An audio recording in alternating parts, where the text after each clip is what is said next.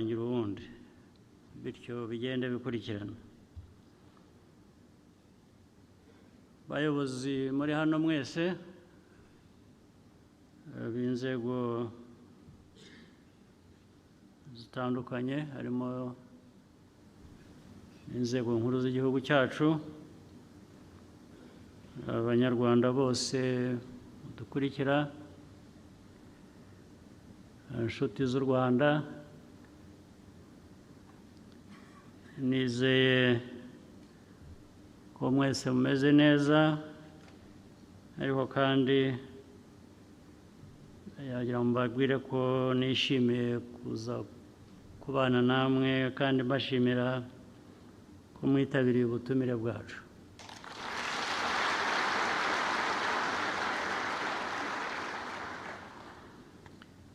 Nagira ngo ariko by'umwihariko nshimire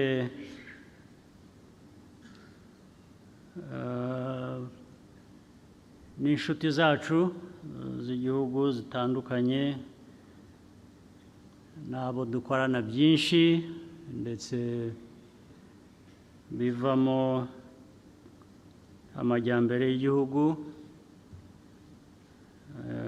Ibyo ni ibihugu bitandukanye bifasha amajyambere yacu. Nagira ngo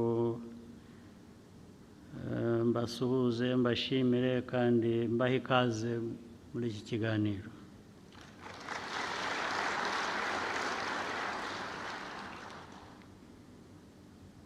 Uyu mwaka igihugu cyacu gifite byinshi kigamije gukora,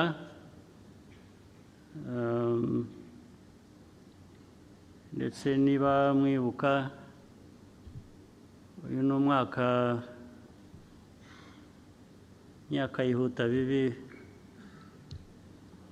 bibaye 30 tuvuye mu icuraburindi, abacu bishwe twabuze batagira ingano.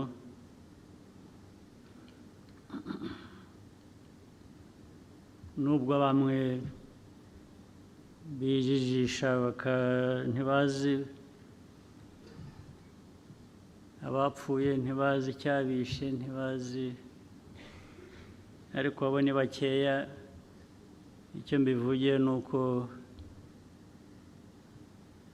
dukwiriye kujya nabyo tubyibuka ko ari icyo kiri mu bibazo dukwiye kuba duhangana nacyo. Biri mu bibazo dukwiye kuba duhangana nabyo. Ubwo rero mu mikorere yacu dukwiye kuba tubishyira imbere, kuko dukora tutibuka ibyo ngibyo ushobora kugira n'ibibazo by'uko wabisubiramo.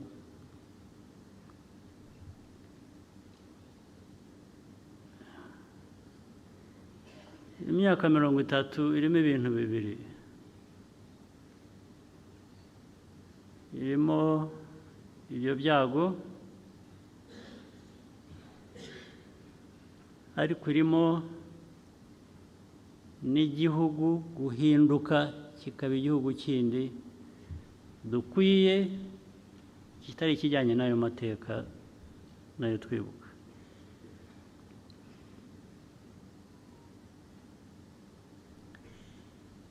Kandi muri ibyo bigenda bihinduka, urabizi ko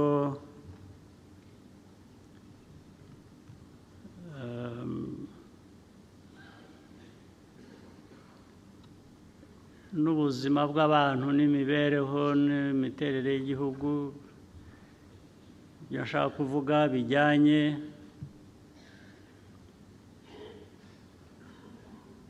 na icyo nakwita generations nazo zirahinduka. Ubu iyo urebye iyi myaka 30, wavutse muri uriya mwaka wa 94 ubu nyine yagize imyaka 30. Imyaka 30, abafite imyaka 30 bari hano muri iki cyumba cyangwa bari hanze ni benshi ku buryo igihugu kibatezeho guhindura ubuzima bwacyo. 30 iyo myaka, ndetse n'abafite 25 bavutse nyuma, bose ubu bari mu gihugu kireba guhindura ubuzima bwacyo. Icyo bivuze ni iki rero? Abo ni ukuvuga ngo bafite uko barezwe. Barezwe mu miryango, uko banarezwe n'igihugu muri politiki. Ubwo nababaza uyu munsi, n'ejo nzababaza cyangwa babyibwira muri ubwo burere. Bumva baravanyemo iki? Bumva biteguye iki gukorera igihugu cy'u Rwanda?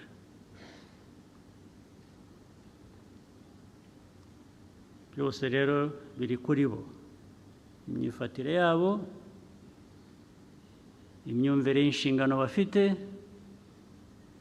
no kumva ko igihugu ari bo kireba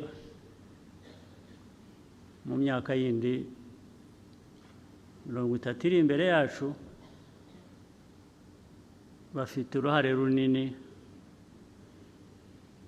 mu guhindura ubuzima bw'Abanyarwanda kurusha ndetse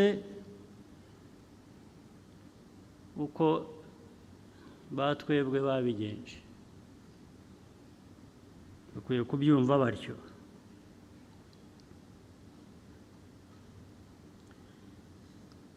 Ibigomba kurwanywa barabizi. Ibya mbere ni ibihereye ku mateka yacu.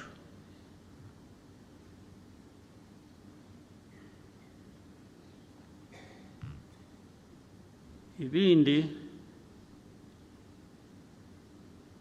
ni ibyo dusangira n'abandi hanze y'igihugu cyacu.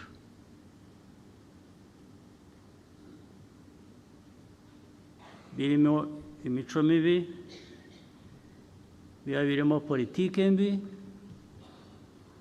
Bagomba kubyumva kugira ngo bitatugiraho ingaruka, bikatubuza kubaka igihugu uko bikwiye. Urwo rubyiruko cyane cyane nibo mbwira.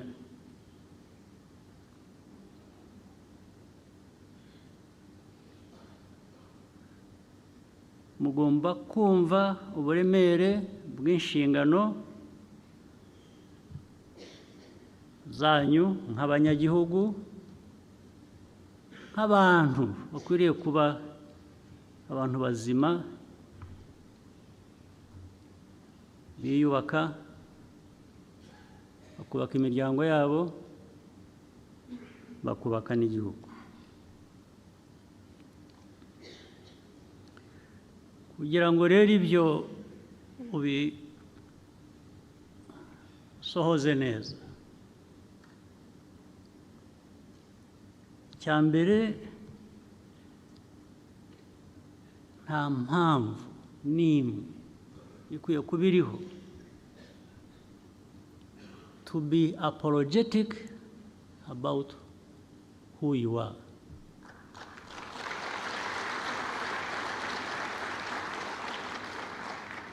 You must not be apologetic. You must stand out. You must come out. You must fight for what you want to be and what you want to have. Don't wait for anybody to come and give it to you as a gift, because there will be nobody who will do that. They will not show up at all, even when you badly need that. Ku Banyarwanda who has not learned this lesson, ninde utarize isomo muri ibi ngibi, ko urwanira uharanira kuba uwo ushaka kuba cyangwa uwo uri we, nta wundi ukwiye kuba abiguha, ntawe uhari. Nibyo mwirirwa biriya bindi bibashuka ni nk'ikinya. Iyo baguteye kwa muganga, iyo baguteye ikinya ngo utababara, iyo gishize bigenda bite? Ugaruka aho wavuye, aho wari uri. Ibi bindi byose mujya mubona, mwumva mubamo, mwirirwa muri aho babarata, namwe muko muri ibitangaza, cyangwa mukiga imico yabo, bakababwira ngo ntabwo mufite values. Tugomba kubigisha values. Values? What are values?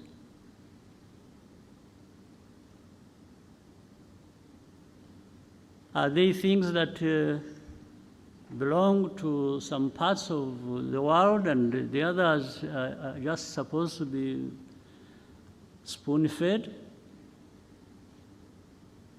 and given values to swallow or be forced down their throats?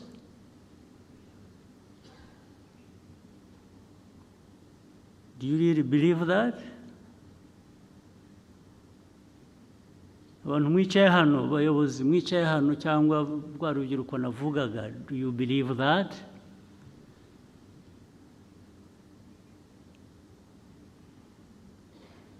That there is that God-given right to some people to be the ones to have values and others don't have, and then these ones will perpetually teach you values?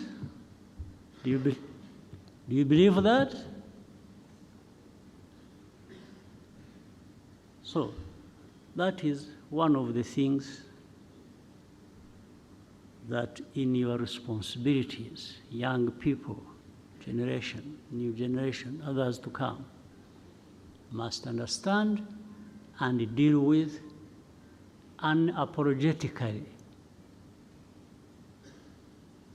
Unapologetically. If you don't want to go back to where we have come from in our history, you must even really be angry about this.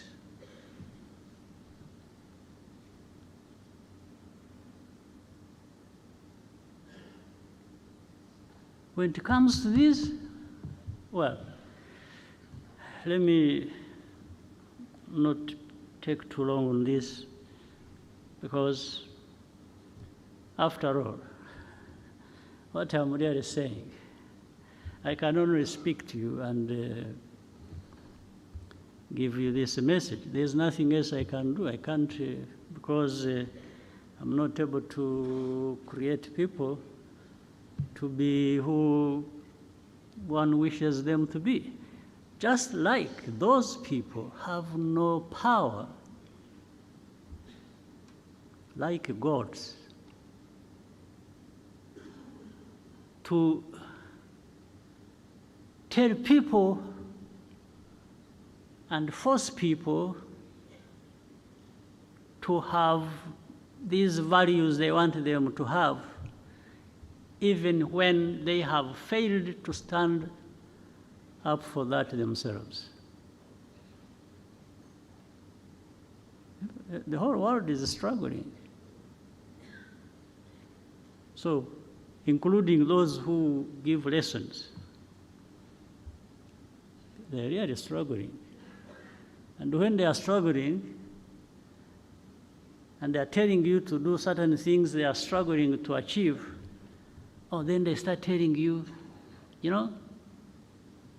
yeah, but that is the beauty of democracy. Yeah, so why is it not the beauty of democracy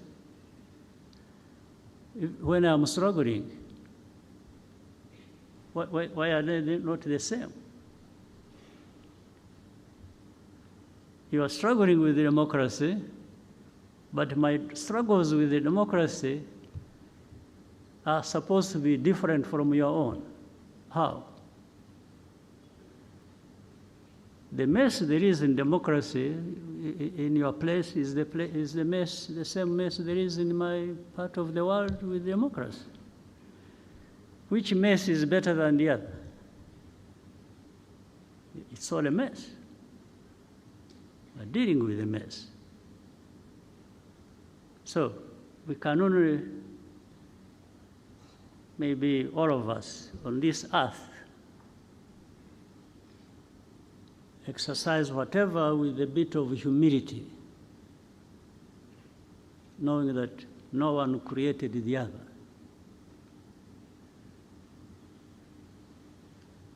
So I can only tell you this. You can't change much. But when it comes to my area of responsibility, then I think we can have a conversation. And if you want to fight, we can have a fight. So that's no problem.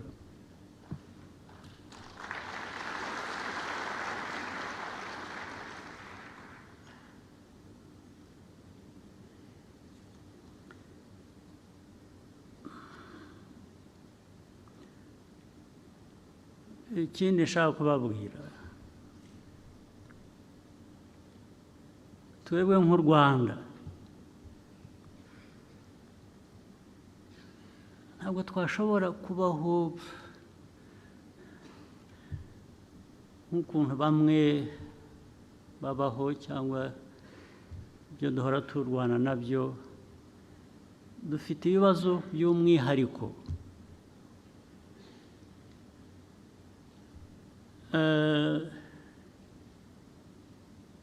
Turi agahugu gato, ubukungu bwacu ntitubufite uko twabwifuza, ni buto, ariko nta bantu baba bato.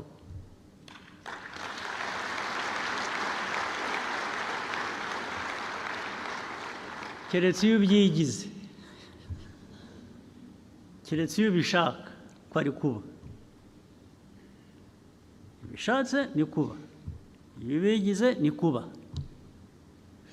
Wigize umuntu uzajya uhora asabiriza, uzajya usabiriza. Niwigira ikigoryi uzaba ikigoryi rwose. Ariko jye ibyo mvuga n'abo mbwira, nari nzi ko u Rwanda dufite icyo dushaka kuba cyo kandi gishoboka, nk'uko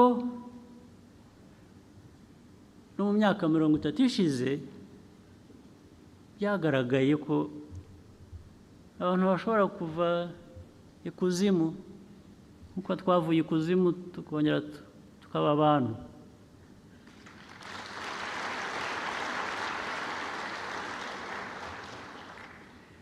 Kuva ikuzimu ukaba umuntu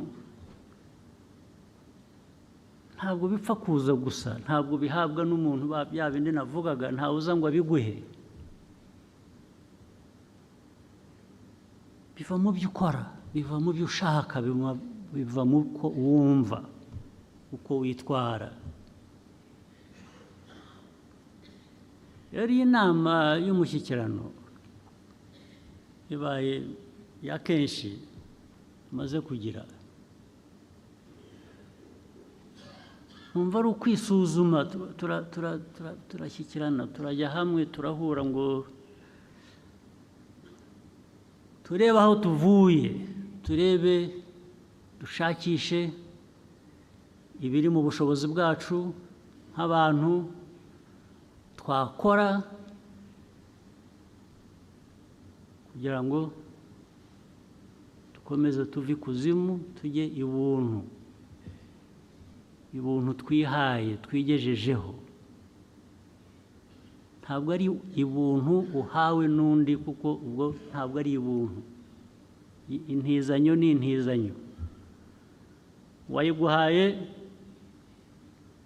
ahashakiye arayikwambura, arayitwara, ugasigarana ubusa.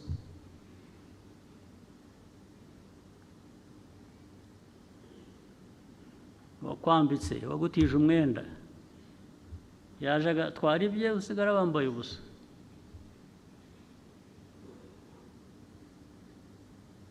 Niyo mpamvu rero twebwe nk'Abanyarwanda tutakora gusa ibintu ngo tugende twumve tuvuge duse nk'abatese. Abatese se mwebwe mwateta, murateta mu biki? Mufite iki mutetamo? Mwateta mu biki?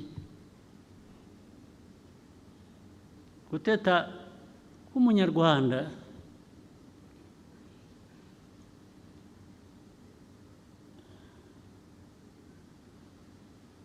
ni iki se?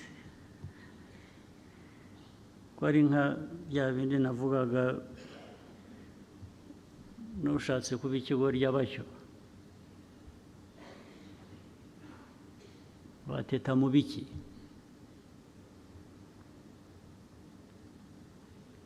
Aho abandi bakora amasaha 2, 3 bakajya kwiryamira, ushatse wowe wakora 10. Aho abandi bagenda ku maguru basa naho badafite aho bajya, aho bagenda umunsi wose bikora ibyo, wowe ukwiye kuhagenda amasaha make. Yawe narangira ukora ikindi. Niko ibi mvuga ni uko u Rwanda ruteye, si jye warugize uko ruteye, ariko turarufite uko ruteye. Tugomba kurutwara nk'uko ruteye. Ibyo rudusaba nibyo dukwiye kuba turi, ibyo twaruha ibyo rudusaba.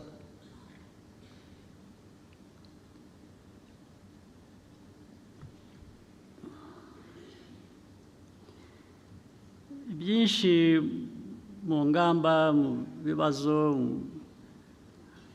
izo ngamba zikemura cyangwa zigamije gukemura biri buze kuvugwa na Minisitiri w'Intebe.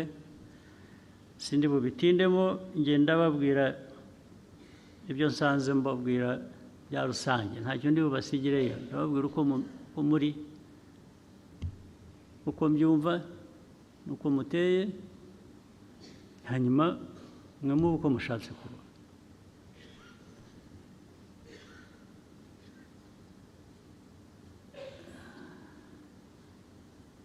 Niba tuza hano rero kugira ngo tubwizanye ukuri, turebe aho tuvuye, turebe aho tujya, duhore tuve mu, dushobore kwihuta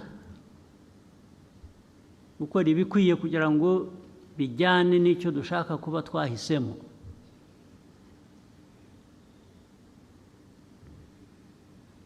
Umuntu ahora yisuzuma akavuga ati ariko icyo ntuzuza ni iki, ngo ejo nzacyuzuze, icyo ntakora neza cyaba iki, ngo niba uko nagitunganya, uko bikwiye kuba bimeze. Tuze rero gusuzuma, tureke kuvuga gusa ingamba n'imigambi dufite aho tujya tuze kubwizanya ukuri bimwe bitubuza kwihuta kuba babandi dukwiriye kuba turi mu bikorwa no kubaka igihugu tubisuzume bihoraho bitari ngombwa kandi bishobora kuvanwa mu nzira ibintu abakozi bakorera abanyarwanda ku nzego zose kugera no kuri twebwe twese ku nzego zo hejuru ntabwo twahora dusubiramo amakosa buri munsi n'uwo mwavuganye ejo tukabona ko hari ibyo tutujuje twagomba gukora kongera guhura ukongera hari ikindi nacyo bikaba ari byo ari bwo buryo bikaba ariyo mikorere ntabwo ari byo ntabwo ariko bikwiye kuba bimeze ubwo uba wibagiwe ya miterere y'igihugu cyacu n'ubushake dukwiye kuba dufite cyangwa dufite bwo kuba neza abo turi bo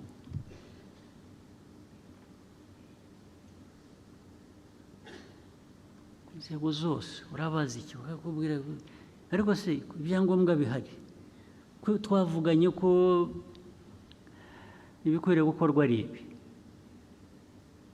habaye iki gatangira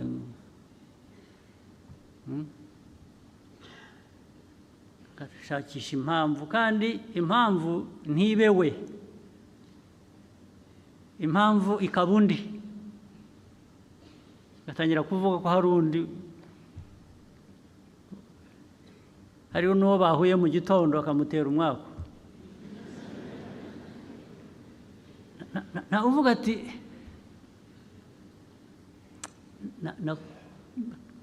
nakoze ibitari byo ntabwo nzasubira kandi koko ngo ejo ntasubire nk'abantu kiremwa muntu gikora amakosa ibyo ntabwo biyobewe ariko nabyo turabizi iyo uhora ukora ikosa rimwe urisubiramo hagomba kuba hari ikindi kibazo ntabwo bikiri ikosa ry'uko uri umuntu byabaye ikindi ndetse bishobora no kuvamo ko ubikora ubigendereye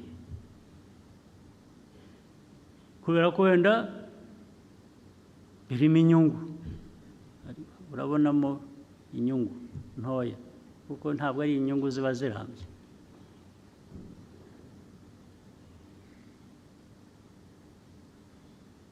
niba ari ibijyanye na corruption niba ari ibijyanye ejo bakaguhana ejo ukongera bakagufatira ahandi urongera ushakisha buriya bivuze ko mu byo bimwe utuzuza haba harimo inzira iguha icyo wita inyungu bigasa nk'aho wakoze ikosa bigasa nk'aho wibagiwe bigasa nk'aho kuko byo kwibagirwa cyangwa gukora ikosa biri innocent nta cyaha umuntu gukora ikosa nk'umuntu ubundi nta cyaha kirimo birumvikana ushobora gukora ikosa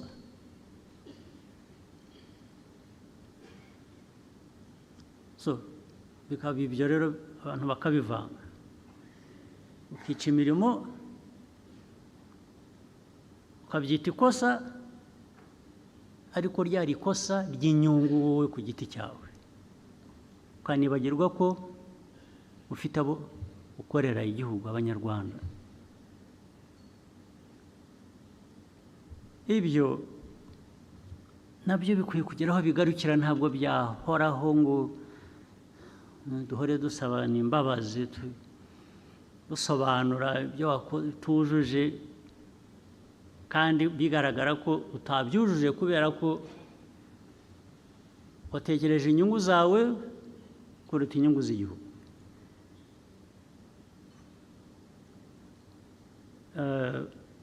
muri uyu mushyikirano rero mu byo tuganira ubwo turaza kubona umwanya tuzaba tubwizanya ukuri ku bintu bimwe even biri by'umwihariko biri specific bagomba gukorana ngo n'inzego zigomba kuzanya ni system yose igomba ntabwo igihugu cyatera imbere abantu badakorana batuzuzanya ariko noneho no kugira inshingano yo gukora neza yo kuzuza ibyo ukora ukabikora neza ukabinoza ntabwo niba uri umuntu ufite restaurant cyangwa ufite hoteli cyangwa ufite ahandi abantu babonera services ntabwo hahoraho ibintu biraho bigira bityo bibi ibyariho imyaka 15 ishize nabyumva abantu bari bagishakisha bubaka ariko ubu ngubu mu mwaka ubaye wa 30 ariko abatanga serivisi mbi ntabwo aribo bafite ikibazo gusa n'abazihabwa bamufite ikibazo n'abahabwa services mbi mukazishyurira mukagenda rwose ukajya mu restaurant ukakugaburira ukagira food poisoning ugataha ukajya mu hospital bakakwadimitinga rwose bagushyira ku drip bwacya ugasubirayo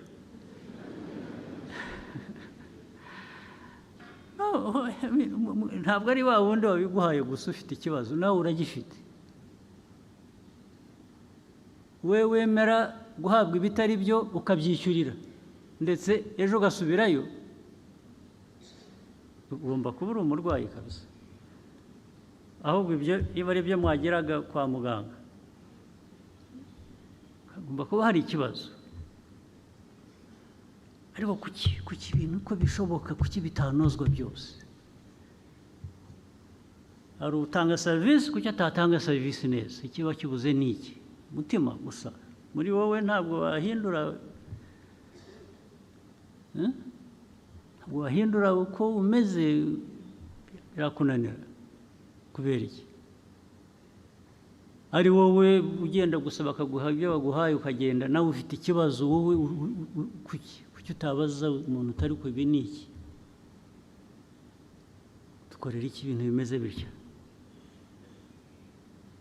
ndetse ukabivanamo urubanza kuki ibyo tuvuga bidushaka kuba icyo kitarimo cyangwa kitagaragara ko gikorwa ukubera iki mwabyemera mukabana nabyo mukicarana nabyo ntihagire igihinduka ni ukubera iki ibyo rero ndizera ko nabyo kuko kandi nk'igihugu turakeneye byinshi turashaka gukora byinshi turashaka gukora ibintu bituma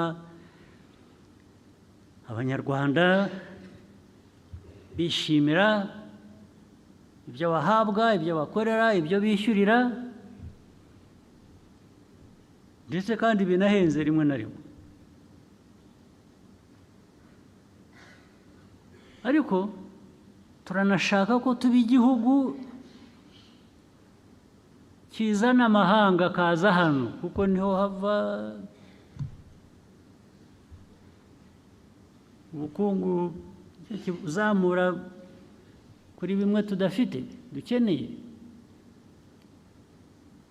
wese abantu bazakugana bakuziho utuntu turi aho tudasobanutse bazakugana bate ko isi isigaye ari nini abantu bajya ahandi akaba ariho babikura wowe bakakwihorera nibyo mushaka izo ntego ntabwo ari zimwe rero ntabwo waba ushaka bakugana kugira ngo bifashe ubukungu bwawe ariko nujya mu bikorwa ntibibe byiza ntibinoge ubu ni ukuvuga ngo batarageraho kugana ntabwo bazaza abakuganaga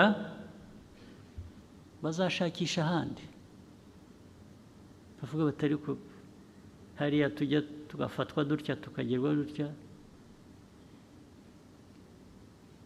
turahagira iki?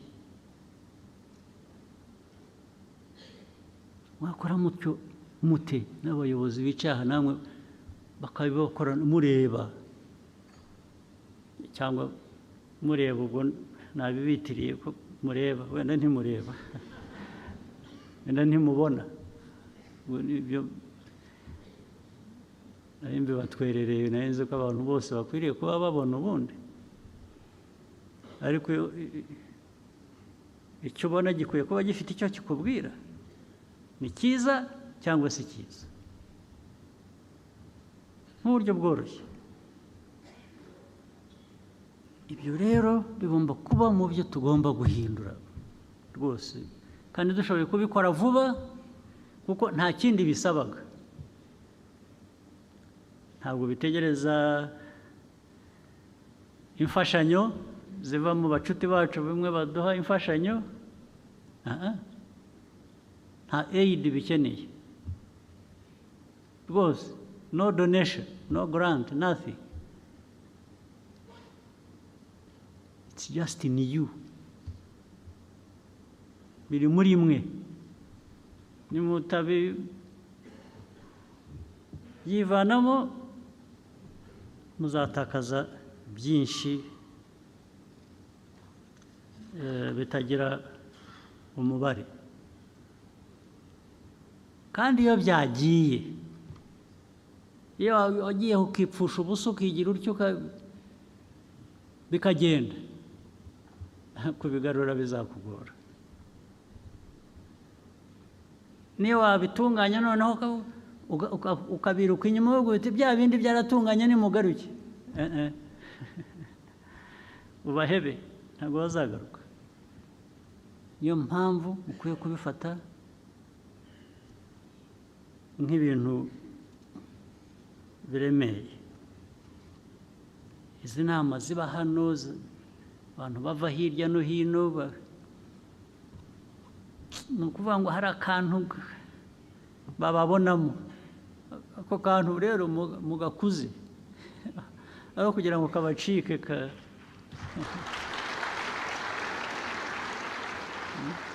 katabacika, hatangiye kugaragara akantu nimudashyiramo imbaraga ngo niba kara urumuri rutoya rugira rutya rugeraho rungana kuriya, murareba ariya atari uko ryatse, kaguma gahunyeza, bihunyeza mubiveho, mugaragaze nibe bya bindi nanavugaga, bihera kuba unapologetic of being who you are, of doing what is right, and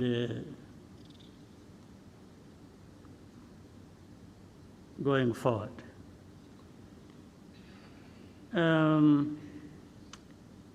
Kangerageze mpinire ku bindi bikeya nshaka kuvuga ibijyanye n'umutekano.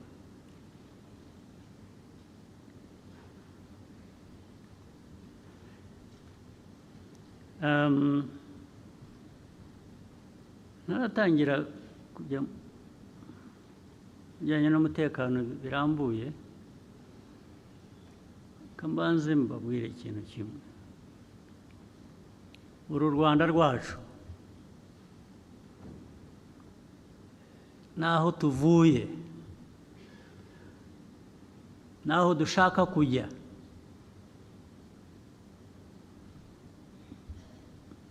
mbere na mbere bikwiye kuba bishingiye mu Banyarwanda, mu Rwanda, mu mitima yacu. Kugira ngo bigereho ntabwo ukora ibintu aha mu Rwanda, Abanyarwanda ntabwo mucumbitse, ni iwanyu.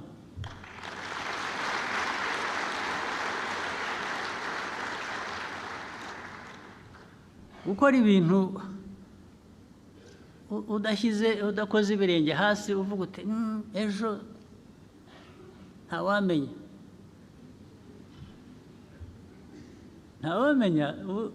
nuko erega ndababwira nuko mutumva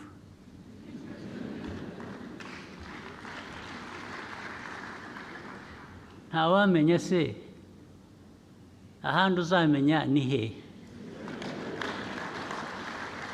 ahandi uzajya ntuvuge ngo ntawamenya ni he ko nabonye basigaye babahambiriza bakabatugarurira hano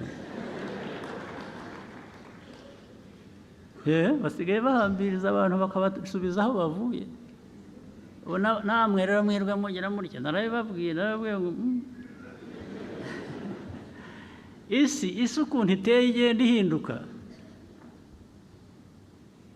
hari uwavuye aho yiruka u Rwanda ni rubi abantu ntawe usinzira ntawe ugira ati aragenda barahunga bajya hanze hariya ndetse mu bihugu bikize baramugaburira bamuha kuko nta n'akazi yakoraga ubu ngubu aho nabibabwiye muri 17 2017 nabibabwiye muzakurikirana ibintu nababwiye muri uwo mwaka ndababwira bose birirwa bazabahambiriza babagarure hari abo twebwe tunagarura ariko ibyo ntabwo ndi bubitindeho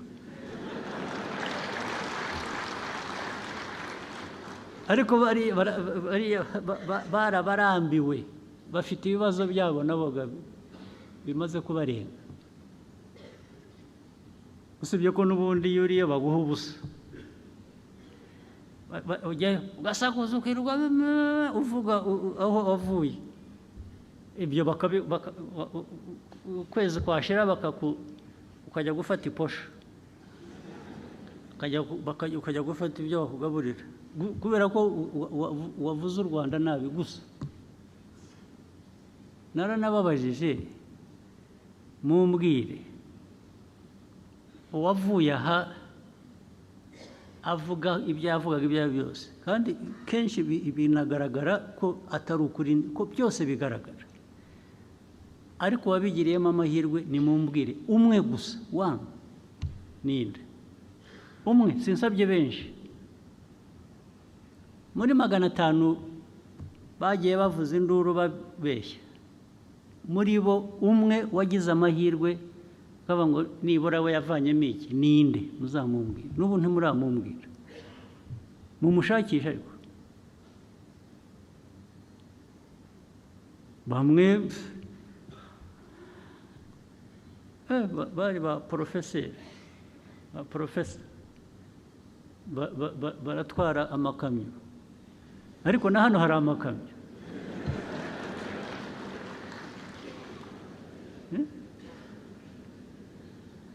ugahunga igihugu ubeshya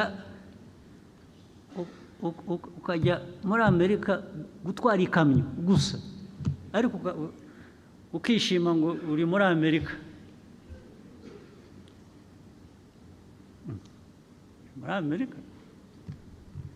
urishimye ko yaguhaye ikamyo yo gutwara itari yawe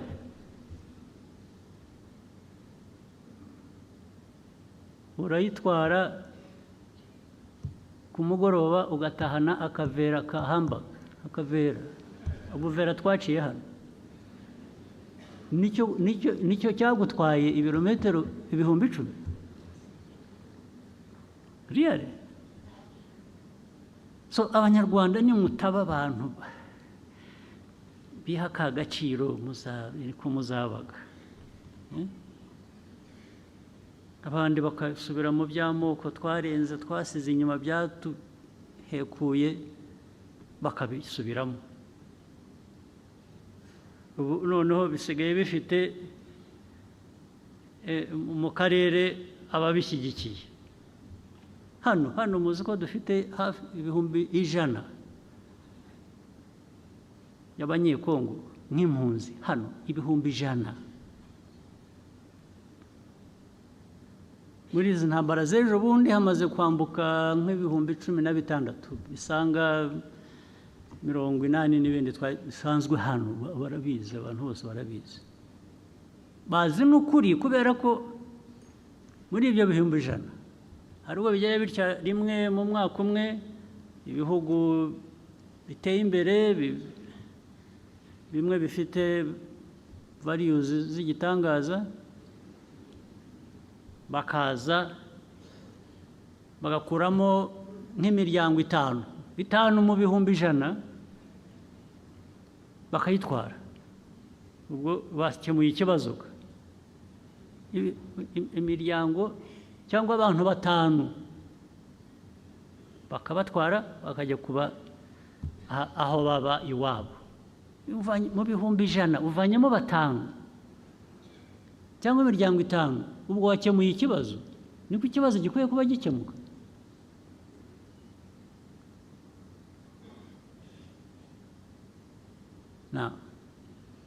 Mu karere rero urabizi bya hate speech, zirwaho zigamije iki? Hate speech, what place should these people who propagate hate speech, what in this world, what role are they playing really? To produce hundreds of refugees, hundreds of thousands here in Rwanda and in the neighboring countries. In Uganda, I think there are about 300 or 400,000. And to the world, this is normal. Yeah, that is how it happened here when people are being killed. Here in 94, some people are saying, no, this is, it's like, these are the savages of Africa killing each other. Some people are saying that. We are savages killing each other. So it doesn't need to be treated as urgent. So even having 100,000 refugees and others crossing, every day there are people crossing, by the way, from Eastern Congo to Rwanda. This is normal. If they have to talk about any people at all, it is maybe displaced. Displaced, yeah, they can talk about, meaning those who are still in Eastern Congo, but displaced, maybe there is sympathy for those, a little bit.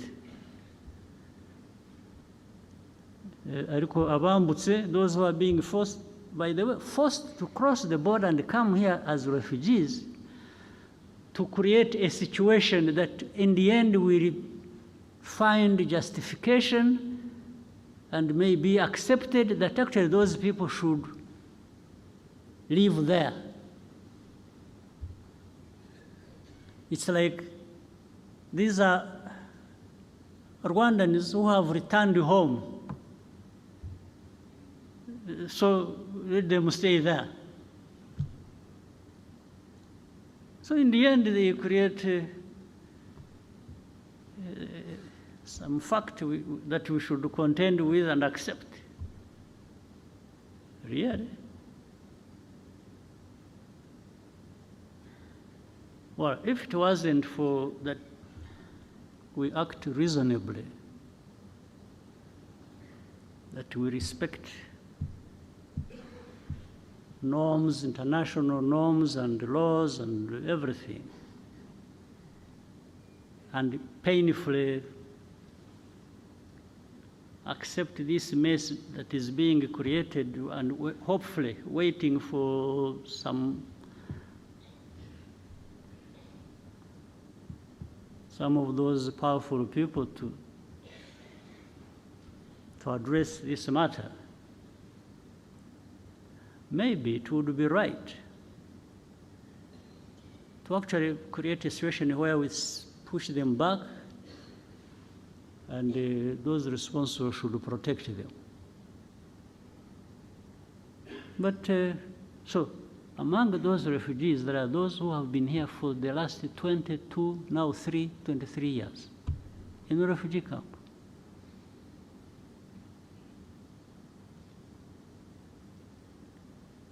Those are like the years I spent in a refugee camp myself. So I know what it means. Myself, I spent those same years in a refugee camp.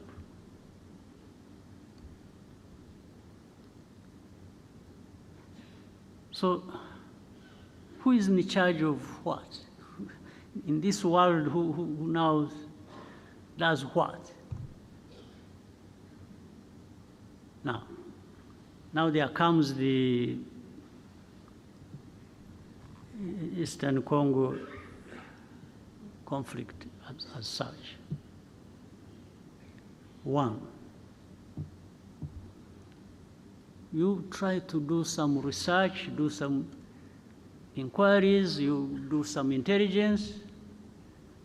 Rwanda did not in any way create this war that is happening in Eastern Congo. For me, I'm giving a fact. Go and investigate and prove me wrong.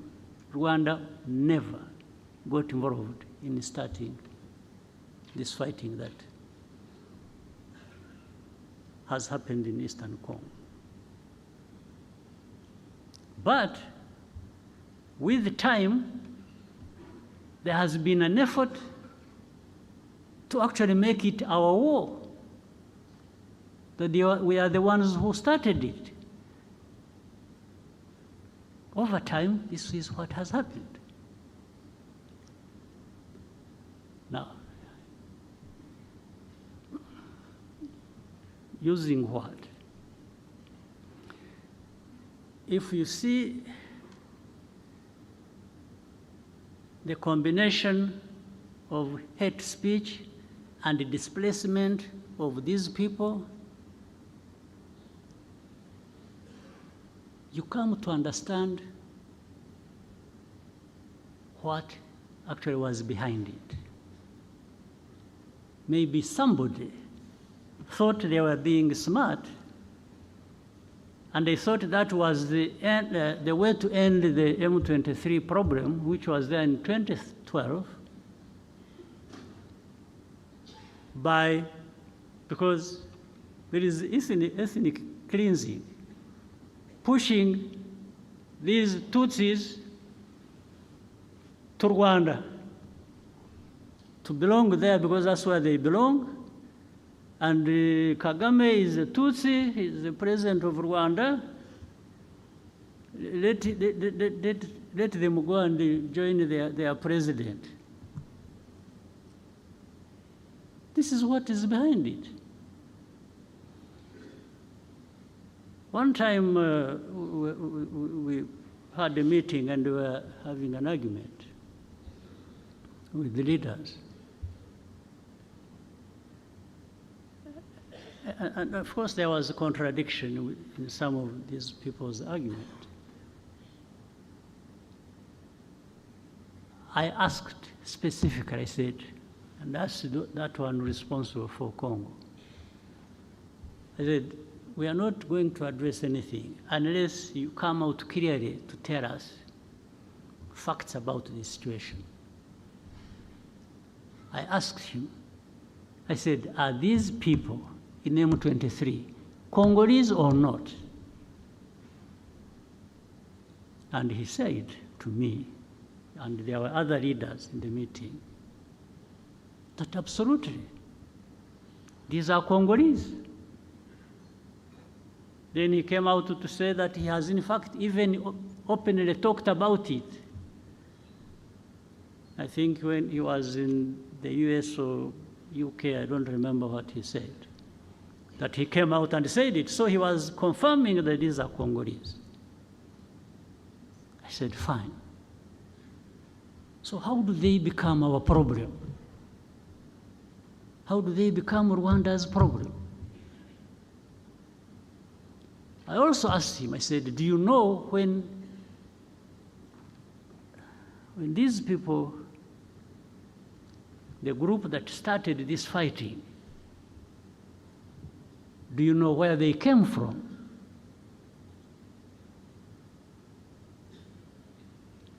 In fact, before he answered,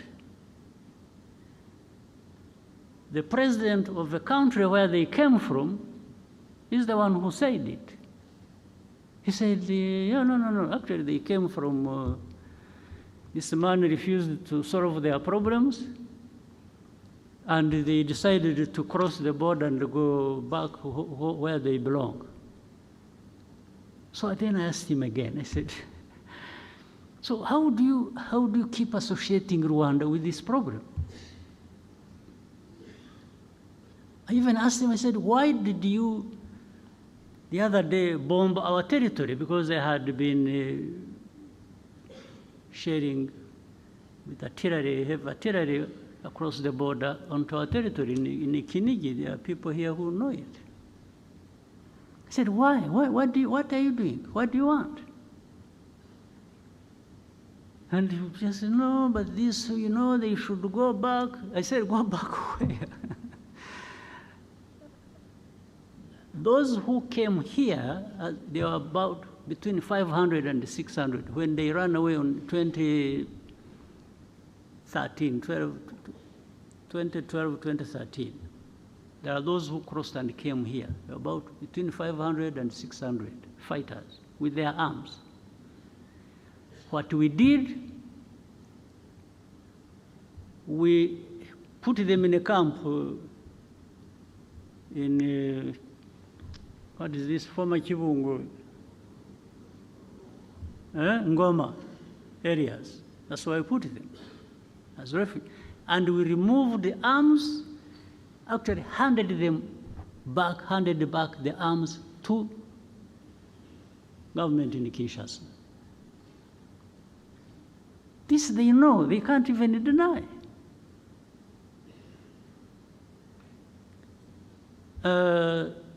They said they had wanted to solve the problem politically. They invited some of the leaders of this group, took them to Kinshasa, that they wanted to talk to them and resolve the problem.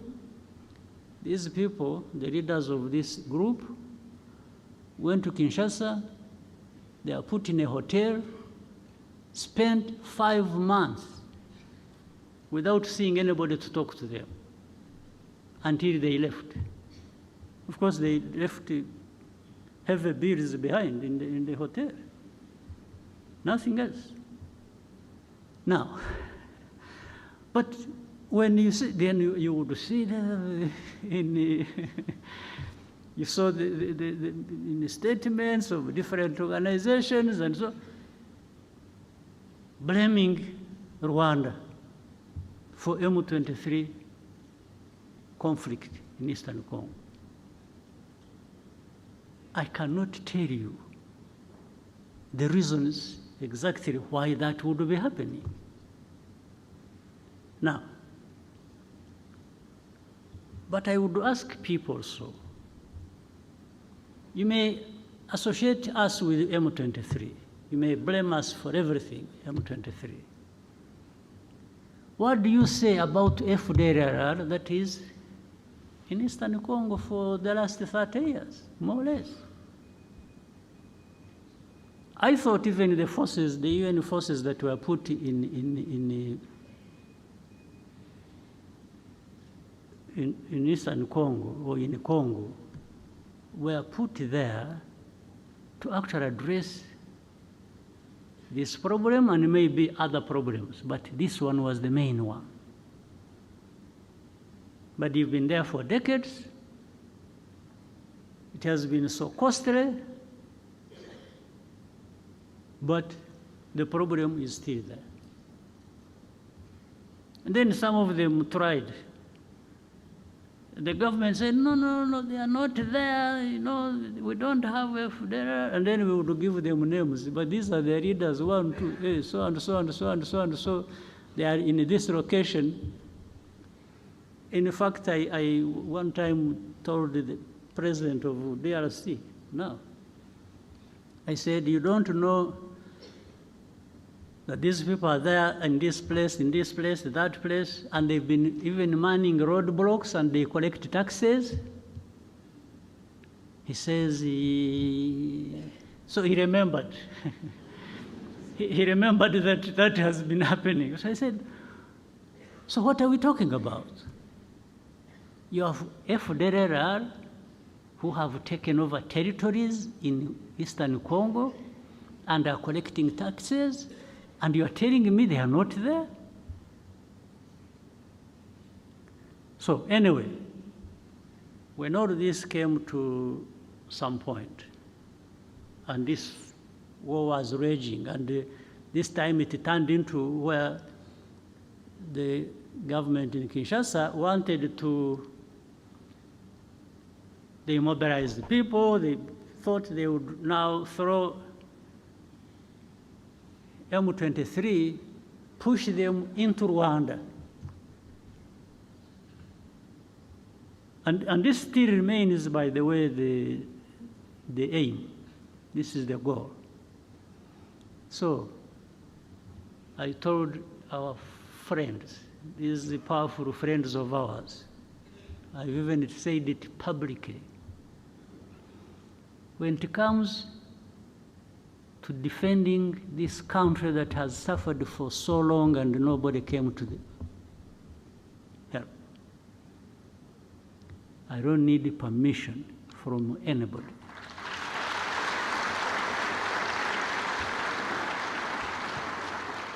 To do what we have to do to protect ourselves.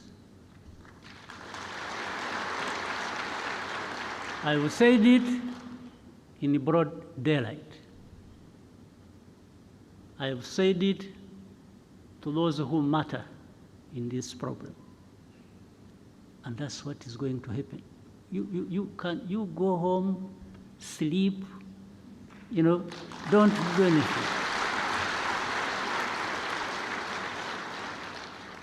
There will be nothing crossing these borders of this small country of ours.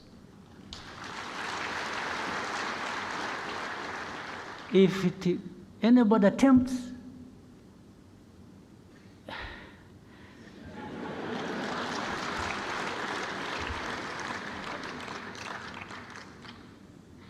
so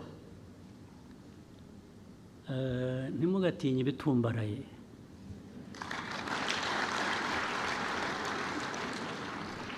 Sometimes birimo ubusa. Haba harimo umwuka. Umwuka, a balloon. A balloon, you need a needle. Just ibyari birimo ukayoberwaho bigiye. Ntimugatinye ibitumbaraye. And I'm saying this, not only that. Ikindi nuko, where we have been, 30 years ago, there is nothing worse that can happen to us.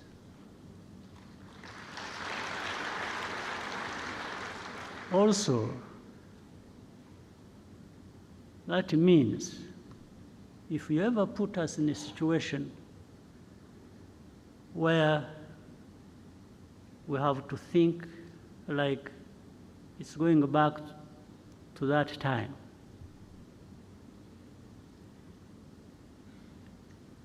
then we have nothing to lose. We will fight like people have nothing to lose. And somebody will pay the price other than ourselves.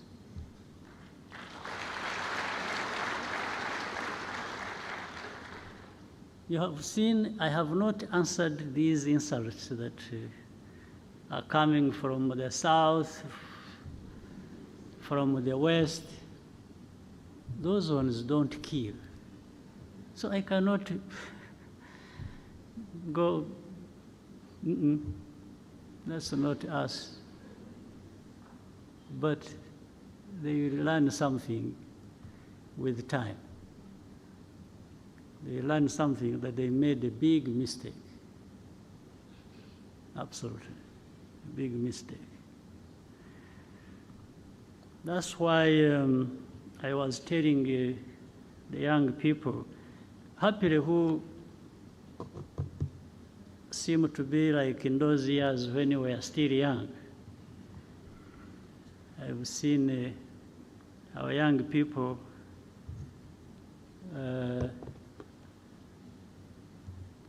they are really ready to fight for and defend this country.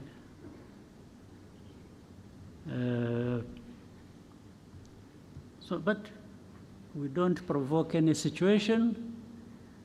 We don't, in fact, we've even refused to be provoked. We are provoked and we ignore it for as long as it hasn't crossed a certain line. But the rest, these are just words, people talking and here and there, blaming us for everything and making us carry our own burden, but also other people's burden. No, we carry our own burden. We know our burden we have to carry, but making me carry somebody else's burden is going to be a problem. It's really going to be a problem. It won't happen. So, for the defense of this country, when we are right, when we are attacked, I don't ask anybody's permission, not at all.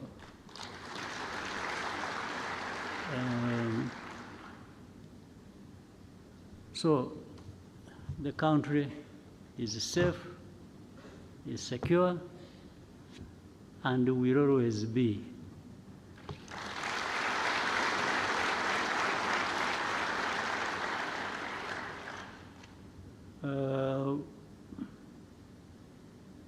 Those who are excited and because I'm told what you see happening in the West and then in the South, they are busy collecting the other poor Rwandans who went out making noise, and they are trying to turn them into some leaders in the future of this country.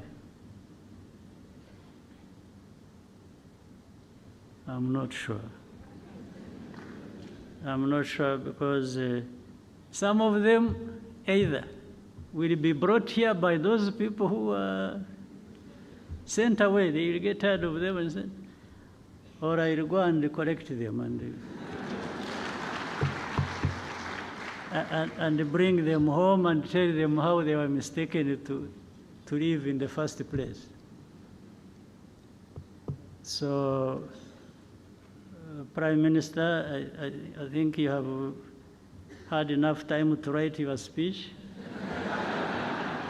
So I think I'm going to invite you to. So I wish you a good year. I wish you happy life and many years ahead. So asanteni sana.